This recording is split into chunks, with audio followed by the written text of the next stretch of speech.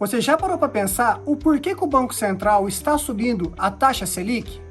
Hoje eu vou trazer para vocês um pouco dos motivos que fez com que o Banco Central tenha subido a taxa Selic em 2024 e a previsão para 2025 é que o Banco Central ainda continue subindo um pouco a taxa Selic, chegando até ali entre 14 e 15. E o primeiro ponto, pessoal, é o controle inflacionário do país. Então, sempre que o Banco Central ele percebe que tem um descontrole inflacionário, ou seja, a inflação está acima da meta estipulada pelo Banco Central, ele então sobe a taxa Selic, fazendo com que todo o juros Brasil aumente. A taxa Selic ela é utilizada como a taxa básica de juros Brasil. Se a Selic sobe, a taxa dos empréstimos também sobe. Se as taxas de empréstimos sobem, muito provavelmente uma grande parte da população vai ficar desencorajada a utilizar empréstimo. Sejam eles porque a parcela vai ficar maior do que pode pagar, e aí com isso os bancos não irão liberar esse recurso para essas pessoas, sejam também partindo do próprio consumidor. O consumidor, ele fala, olha, tá tão caro neste momento que eu vou aguardar para fazer o uso desse empréstimo mais para frente, ou então eu vou juntar o dinheiro e vou tentar comprar à vista. Isso partindo do princípio, do ponto do consumidor. Mas também nós temos que olhar do ponto de vista dos empresários. Então, se o empresário ele tem um recurso, esse recurso está no banco, está rendendo e está rendendo um bom rendimento, o que faz com que ele fique encorajado a retirar o dinheiro do banco, onde ele está tendo um rendimento sem correr risco nenhum, ele pode estar sentado na sala da casa dele, que ele está tendo um bom rendimento, para tirar esse dinheiro do banco, investir numa fábrica ou investir na sua empresa e correr todos os riscos que o empresário sabe que corre todos os dias para conseguir um lucro lá na frente.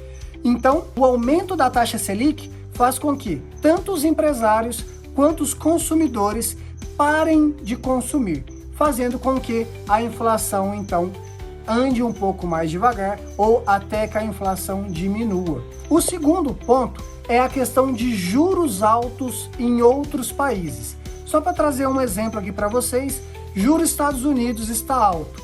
Se juros Estados Unidos está alto, o juros norte-americano ele está alto, por que o investidor internacional ele deixaria então o seu dinheiro aqui investido aqui no Brasil, sendo que agora compensa para ele levar o dinheiro para os Estados Unidos, onde lá agora talvez ele tenha um rendimento que agrade ele e o risco é mínimo. Quando a gente compara o risco Estados Unidos com o risco Brasil, risco Estados Unidos nesse cenário seria o risco zero.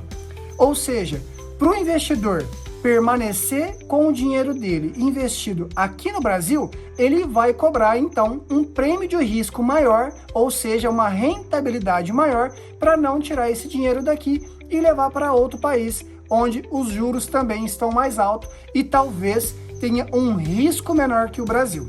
E um outro cenário, um outro fator que faz com que a taxa Selic suba é o dólar. Quando o dólar sobe, o dólar pressiona os preços aqui no Brasil.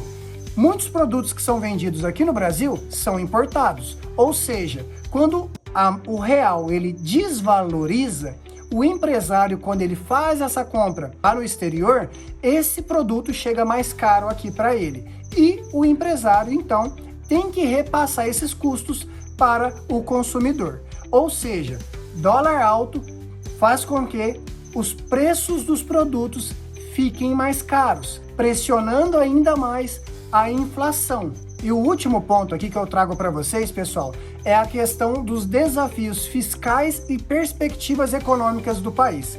Ou seja, o mercado, pessoal, ele fica de olho sobre as responsabilidades fiscais que o governo vem tomando e que um país precisa tomar.